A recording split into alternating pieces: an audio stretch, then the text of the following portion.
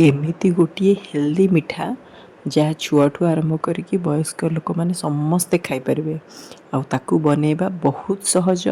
देखापी आपण को पूरा मिहिदाना लड्डू भाया आप देखूँ मुझे सामने गोटे भांगिकी देखी पूरा दाना दाना ही अच्छी आउ खावाई टेस्ट्रे आपन विशेष किसी फरक पड़ोनी आउ कप्रे आपन को ढेर सारा मिनिमम 24 टा 25 टा भाया बन। नमस्कार दर्शक बंधु मो चैनल को अनेक अनेक स्वागत। प्रथमे गोटे बाउल नेबे आउ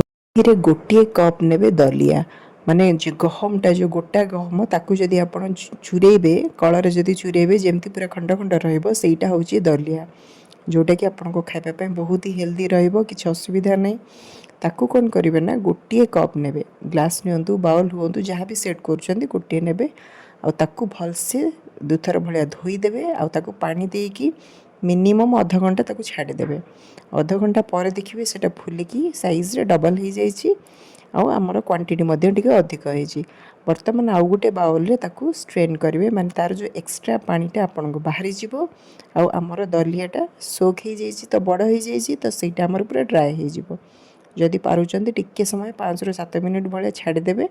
ताकि सेटा हमर पूरा ड्राई हो जिवो। वर्तमान गोटे कड़ाई बसेबे कड़ाई रे आपण सेपटे गोटे कप दलिया नैचंती एपटे नेबे 1/4 कप घी आ घीटा पूरा मेल्ट हैला परे आपण जो सुखे की रखिथिल दलियाटा ताकू पकेबे सुखेबे माने एमती नुह कि आपण खरा रे सुखेबा को पड़िबो जस्ट घरे फैन रे टिके समय पे आ ताकू टिके भलसे घी रे भाजिबे तार कलर टिके चेंज हबो आपण पूरा गोल्डन कलर आसी जिवो आ तार बास्नाटा ना पूरा गोटे अलग टाइप रो आसीबो माने घर पूरा बास्ना रे जेमती कंपिबो सेई टाइप रो। एबे सेथिरे गोटे कप पय देबे पूरा 2 कप पानी आ गोटे कप जो दलियाटा ना सेटा आपण पूरा एमती चापी चापी नुह पूरा उच्छा करिके नेबे पूरा गोटे कप नेबे आउ एबे ताकू स्वाद अनुसार टिके लूण पकई देकी ताकू कवर करके रखिबे 5 ରୁ 7 मिनिट ताटू बेसी अधिक नहीं 5 ରୁ 7 मिनिट पर देखिबे से सब फुलिकी पूरा पूरा अधिक हो जाइछि। देखंतु गोटे कप रे केते सारा हैला। वर्तमान एथिरे आमे मिठा पई दबा सुगर मु नेछि सुगर जो आई एम लाइट गोटे आसे जो थ्री कि आपन 50% लेस कार्बोहाइड्रेट रहुछि आपण ता जगह रे मध्य ब्राउन सुगर नै परिबे किंतु ब्राउन सुगर रे कलर आपन टिके गाढ़ा कलर आसी जिवो सेति पई मु चीनी नेछि आपण चाहिले नॉर्मल चीनी मध्य नै परिबे आ ताकू भलसे मिसेबे। वर्तमान मन रखंतु चीनी मिसेला पर ना सेथरु पानीटा रिलीज हबा आ सेठी एमती टिके पानिया पानिया हबो कलर फूड कलर टिके देछि मार्केट लुक आसे पई आपण चाहिले स्किप मध्य करि परिबे।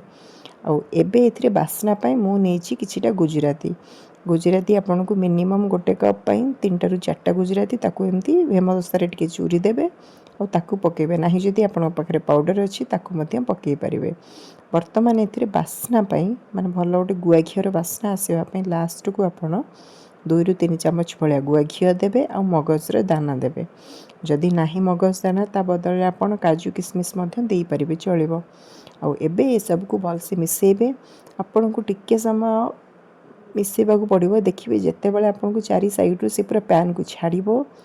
आउ हल्का हल्का घी मध्य टिके साइड टिके जना पड़िबो से पर्यंत आपन टिके भाजीबा को पड़िबो भाजीबे माने कोन जस्ट मिसेबे गैस रो फ्लेम पूरा लो ही रखिबे। एबे हमर रेडी हे गला ताकू ठंडा हेबा पय किछि समय छाड़ी देबा ठंडा हला परे ताकू आपन लड्डू रो शेप मध्य देई परिबे